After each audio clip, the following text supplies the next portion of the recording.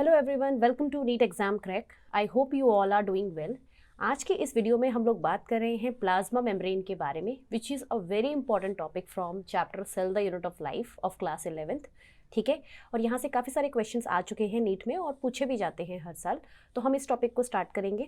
सबसे पहले हम लोग ये देखेंगे कि प्लाज्मा मेम्ब्रेन की डिस्कवरी कैसे हुई, किसने ये टर्म दिया है। ओके, उसके बाद हम देखेंगे कि इसकी कॉम्पोजिशन क्या क्या होती है, किस किस चीज़ों से ये बनी होती है, and then we will discuss the most accepted model of plasma membrane, that is fluid mosaic model. Right, so this is the lecture number 1। ये लेक्चर नंबर 1 है। ठीक है, इसके अंदर हम लोग जितना कवर कर पाएंगे उतना कवर करेंगे, बाकी का जो लेक्चर होगा वो आपको नेक्स्ट लेक्चर में मिल जाएगा। तो सबसे पहले हम लोग देखते हैं हिस्ट्री। तो हिस्ट्री में सबसे पहली चीज़ ये है कि it is first seen by Plowe and he termed it as plasma lemma. आपने सुना भी होगा, प्लाज्मा मेम्ब्रेन को कहीं कहीं पर बायो मेम्ब्रेन बोला जाता है, किसी किसी जगह पर इसे प्लाज्मा लेमा लिखा जाता है, कहीं कहीं पर इसको सेल मेम्ब्रेन भी बोलते हैं। तो इसके बहुत सारे नाम हैं, बहुत सारे टर्म्स हैं इसके लिए यूज़ करे जाते हैं, but the most standard term जो है that is plasma membrane. Right, so यहाँ पे देखिए, it is first seen by Plowe scientist ने इसको देखा था and he termed it as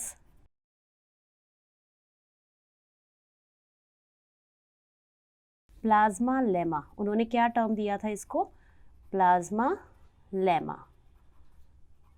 ठीक है, तो एक टर्म आपको मिल गया। नेक्स्ट जो हम लोग टर्म पढ़ते हैं plasma membrane,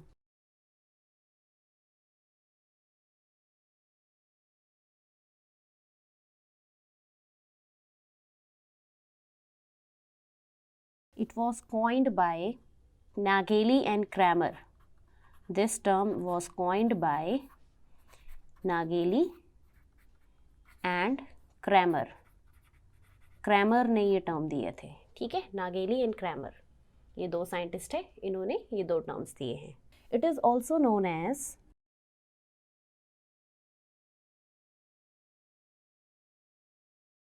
biomembrane. It has various other names also, cell membrane। ठीक है, सेल मेम्ब्रेन हो गया, बायो मेम्ब्रेन हो गया, प्लाज्मा मेम्ब्रेन आपको पता ही है, एंड प्लाज्मा लेमा एटसेट्रा। ठीक है, नेक्स्ट हम लोग देखते हैं कि what are the salient features of plasma membrane. उसके सेलेंट फीचर्स क्या हैं?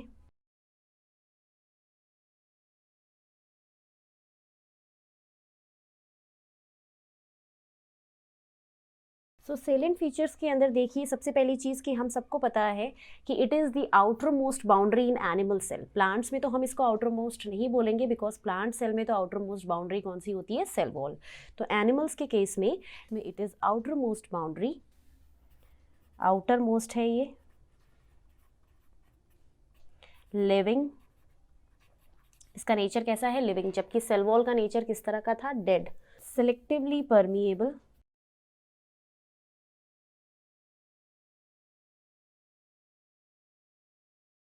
Boundary of cell.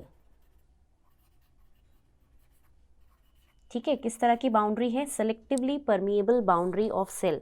Selectively permeable का मतलब क्या होता है कि it will allow every solvent to pass through it, but it will become selective for the solutes. ठीक है, तो सेलेक्टिवली परमिएबल मेम्ब्रेन जो होती है वो क्या करती हैं?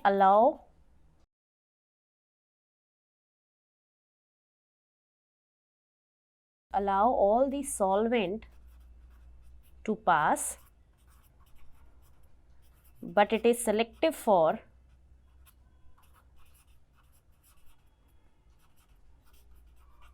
solute। ठीक है, तो solutes के लिए सेलेक्टिव है, सॉल्वेंट तो पूरे सॉल्वेंट को जाने दे रही है, हर सॉल्वेंट को अलाउ करेगी to pass, but it will become selective for the solute. और सेलेक्टिवली परमिएबल मेम्ब्रेन में एक तो आपको प्लाज्मा मेम्ब्रेन दिख गई है विच इज सेलेक्टिवली परमिएबल। ठीक है, इसके अलावा जो वैक्यूल की मेम्ब्रेन होती है, tonoplast vacuole membrane, that is also selectively permeable. ठीक है, that is also selectively permeable. ठीक है, सो ये चीज़ आपको याद रखनी है, सेलेक्टिवली परमिएबल किसको बोलेंगे? Which will allow all the solvent to pass, but it will become selective for the solute. Next is जो प्लाज्मा मेम्ब्रेन होता है दैट इज एसिमेट्रिकल। किस तरह का है? एसिमेट्रिकल। एसिमेट्रिकल नेचर का है, विच मीन्स कि जो आउटर और इनर सरफेस के कंपोनेंट्स होंगे दे आर डिफरेंट। ठीक है, सो यहाँ पे एसिमेट्रिकल का मतलब क्या है? Different components of outer and inner surface. जो आउटर सरफेस होगा प्लाज्मा मेम्ब्रेन का एंड इनर सरफेस होगा, उनके कंपोनेंट्स डिफरेंट डिफरेंट होते हैं। इसी वजह से हम लोग क्या बोल देते हैं कि हमारा जो प्लाज्मा मेम्ब्रेन है दैट इज एसिमेट्रिकल। अगर वो सारे कंपोनेंट सेम होते, मतलब लिपिड प्रोटीन्स कार्ब सेम होते चारों तरफ, तो हम दोनों तरफ, तो उसको हम लोग क्या बोल देते हैं? सिमेट्रिकल। ठीक है, नेक्स्ट इज केमिकल नेचर। किस चीज़ से बनी होती है प्लाज्मा मेम्ब्रेन? सो प्लाज्मा मेम्ब्रेन जो होती है, a typical plasma membrane is made up of 3 things. ठीक है, उसमें 3 चीज़ें होती हैं। The first thing is lipid which is the main component, after that proteins,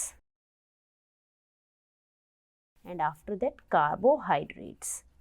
ठीक है, तो ये 3 कंपोनेंट्स हैं एक टिपिकल प्लाज्मा मेम्ब्रेन के, ये मोस्ट कॉमन कंपोनेंट्स होते हैं। ठीक है, अब हम देखते हैं कि सबसे पहले जो प्लाज्मा मेम्ब्रेन की डिस्कवरी हुई थी कंपोनेंट्स की, वो आरबीसी के प्लाज्मा मेम्ब्रेन को हमने स्टडी किया था, और उसमें हमने ये देखा था कि उसके अंदर जो प्रोटीन्स होती हैं वो 52% होती हैं, लिपिड जो होती हैं वो 40%, और 1 to 2% कार्बोहाइड्रेट्स थे।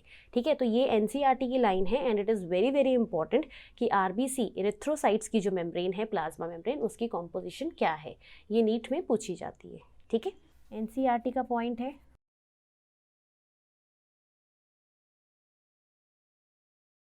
In human RBC,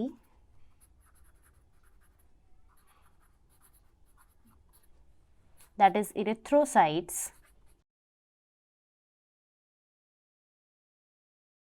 के अंदर प्रोटीन्स आर 52%। प्रोटीन्स कितने थे? 52%। ठीक है, और जिनका काम क्या होता था? इलास्टिसिटी देना। Proteins are responsible for elasticity. Proteins क्या देते हैं? इलास्टिसिटी। सेकेंड लिपिड, लिपिड थे 40%, and lipid helps in permeability. किस चीज़ में हेल्प करता है? Provides permeability.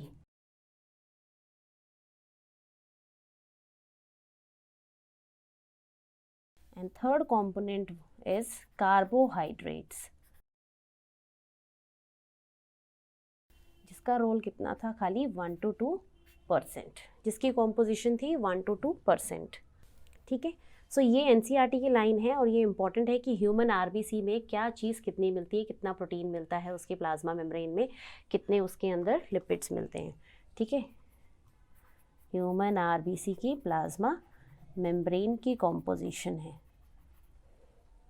ठीक है, अब हम देखते हैं different models of plasma membrane.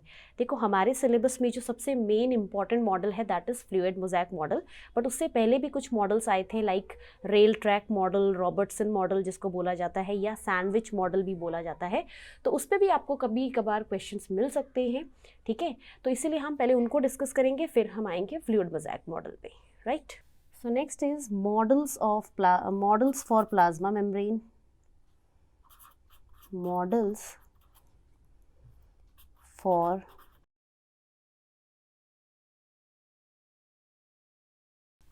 for the plasma membrane study। Plasma membrane की स्टडी के लिए डिफरेंट डिफरेंट मॉडल्स आए। Models for plasma membrane study. ठीक है, तो मॉडल पे हम बाद में आएंगे। सबसे पहले एक साइंटिस्ट थे गॉटर एंड ग्रेंडल। दो साइंटिस्ट थे गॉटर एंड ग्रेंडल। इन्होंने सबसे पहले ये बताया था कि जो प्लाज्मा मेम्ब्रेन होती है that is made up of lipid bilayer, lipid की बायलेयर से बनी होती है। और उन्होंने किस तरह से बताया था ये? Based on the surface area of total lipid. RBC में इन्होंने काम किया था और इन्होंने सरफेस एरिया की स्टडी करके ये चीज़ बताई थी। ठीक है, first time proposed that The membrane contains lipid bilayer. Membrane में क्या होती है? Lipid bilayer on the basis of surface area of the total lipid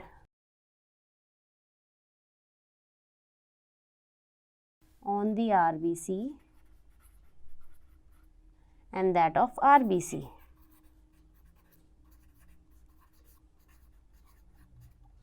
That is 2:1 ratio आया था। ठीक है, तो इन्होंने सबसे पहले साइंटिस्ट थे दोनों, गॉटर एंड ग्रेंडल, जिन्होंने हमें सबसे पहले ये बताया कि प्लाज्मा मेम्ब्रेन में जो लिपिड्स हैं they are present in the form of bilayer. किस फॉर्म में मिलती है? बायलेयर के फॉर्म में मिलती है। बेस्ड ऑन द स्टडी, उन्होंने आरबीसी में काम किया था एंड उन्होंने सरफेस एरिया की स्टडी करके ये बताया था कि जो सरफेस एरिया जब हम देखते हैं तो लिपिड 2:1, लिपिड और जो आरबीसी का सरफेस है वो 2:1 रेशियो में मिलता है। ठीक है, इसके बाद आया Robertson model. Second is unit membrane model. Unit membrane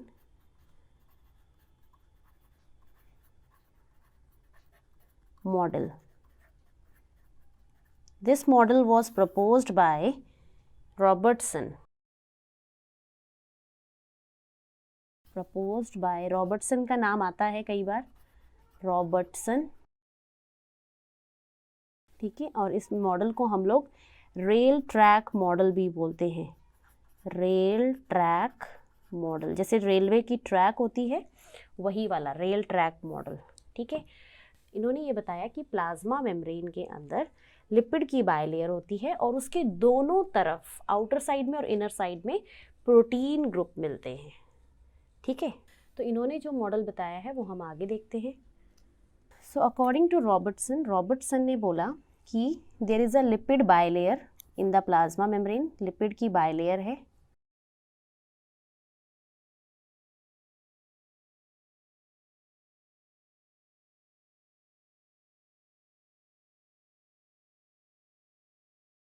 इस तरह से लिपिड की बायलेयर है। ठीक है, ये लिपिड्स है और उसके ऊपर उन्होंने कहा कि प्रोटीन्स मिलते हैं। ठीक है, लिपिड की बायलेयर के बिल्कुल बाहर मिलते हैं प्रोटीन्स।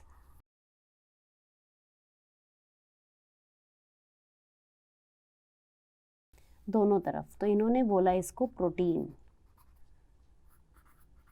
तो ये रेल के ट्रैक की तरह दिखाई दे रहा है ना, कि रेलवे का ट्रैक है, उसके दोनों तरफ प्रोटीन्स हैं और बीच में लिपिड्स हैं। ठीक है, और इसका इन्होंने जो डायमीटर बताया वो बताया कि प्रोटीन्स 20 एंगस्ट्रॉम की हैं दोनों तरफ, ऊपर भी और नीचे भी, अपर साइड में भी एंड लोअर साइड में भी 20 एंगस्ट्रॉम, और जो लिपिड है उसका इन्होंने बताया 35 एंगस्ट्रॉम। ठीक है, तो जो टोटल इन्होंने बताया है पूरे प्लाज्मा मेम्ब्रेन का डायमीटर दैट इज़ 75 एंगस्ट्रॉम। तो ये कई बार क्वेश्चन पूछ लिया जाता है कि कितना है अकॉर्डिंग टू रॉबर्टसन मॉडल, कितने उसका था एंगस्ट्रॉम का जो है मेम्ब्रेन उन्होंने प्रपोज किया था। ठीक है, दिस पार्ट, ये जो प्रोटीन वाला पार्ट होता है, दिस इज़ डार्कली स्टेन्ड। जब हम इसकी स्टेनिंग करते हैं तो ये डार्कली स्टेन्ड आता है। ठीक है, ये कैसा है? हाइड्रोफिलिक है, हाइड्रोफिलिक था ये वाला पार्ट। और लिपिड्स आपको पता है हाइड्रोफोबिक होते। So this part when stained ये प्रोड्यूस करता है, पुअरली स्टेन्ड होता है, ये अच्छे से स्टेन नहीं होता, ये poorly stained and this is hydrophobic. ठीक है, तो इन्होंने बोला कि जो प्लाज्मा मेम्ब्रेन है उसमें सेंटर वाला पार्ट हाइड्रोफोबिक होता है और उसके बाहर की तरफ और इनर साइड में हाइड्रोफिलिक प्रोटीन्स ग्रुप मिलते हैं। और जो स्टेनिंग करते हैं, स्टेनिंग करने के लिए जो डाई यूज़ करते हैं, staining is done by osmium tetroxide, OSO4, इससे करी जाती है। ठीक है, this is osmium tetroxide, right. So osmium tetroxide का नाम नीट में तो नहीं पूछा जाता है, राइट, बट आपको ये याद रखना है कि ये मॉडल, इसका डायमीटर कितना है, टोटल प्रोटीन्स का कितना है, और ये इस तरह से आपको याद रखना है, ये पूछा जाता है। नेक्स्ट जो मॉडल था दैट इज सैंडविच मॉडल।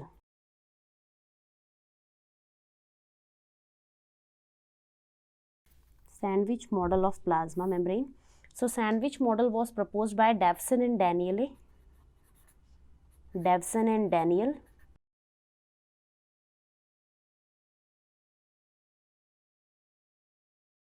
ठीक है, और इन्होंने ये कहा था कि प्लाज्मा मेम्ब्रेन के अंदर एक सेंटर में लिपिड होती है, ठीक है, सेंटर में लिपिड है और उसके चारों तरफ ऊपर में और नीचे अपर और लोअर साइड में तो हैं ही, बट साइड्स के अंदर भी क्या होता है, प्रोटीन्स। मतलब जैसे सैंडविच हम बनाते हैं तो सैंडविच में 2 ब्रेड्स लेते हैं, ब्रेड्स आर लाइक प्रोटीन्स, और उसके बीच में जो स्टफिंग करी जाती है इट इज़ लाइक लिपिड्स। तो उन्होंने बोला इस तरह से स्टफ्ड है, ऊपर की तरफ प्रोटीन है और अंदर बीच में क्या है, लिपिड्स हैं। ठीक है, तो इन्होंने इस तरह से दिखाया था, ये लिपिड की बाइलेयर है, ये बीच में स्टफिंग की तरह काम करती है, दीज आर लिपिड, और इनके दोनों तरफ होती है प्रोटीन, इनके दोनों तरफ होती है प्रोटीन, और इवन इस तरफ भी, यहाँ पर भी प्रोटीन है। ये एक सैंडविच बन गया, ठीक है, दिस इज प्रोटीन। सेम इसी तरह से पूरे प्लाज्मा मेम्ब्रेन में उन्होंने कहा पैचेस है, ठीक है, पैचेस में ये प्रेजेंट रहते हैं। फिर से यहाँ पर इस तरह से सैंडविच होगा, प्रोटीन्स उसको, लिपिड्स को सैंडविच कर रही हैं,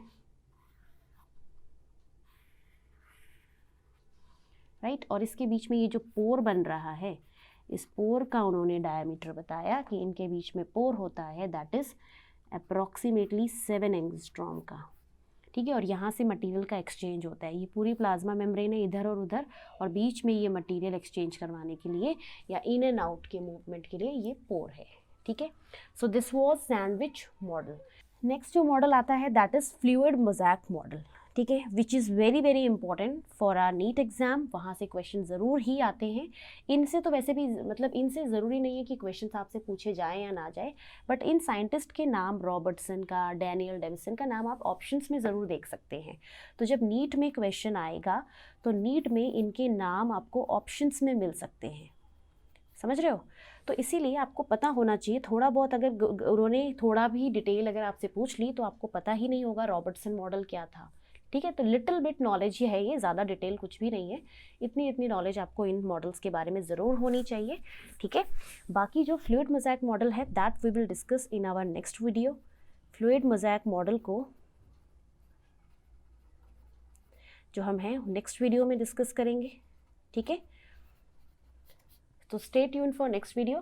तो आज की वीडियो में सिर्फ इतना ही। अगर आपको वीडियो अच्छी लगी है तो आप वीडियो को लाइक और शेयर ज़रूर करिए। आप बिल्कुल भी लाइक नहीं करते हैं और शेयर भी नहीं करते हैं। और अगर आपको वीडियो पसंद आ रही है तो नीट एग्जाम करेक्ट चैनल को ज़रूर सब्सक्राइब कर लीजिए, ठीक है।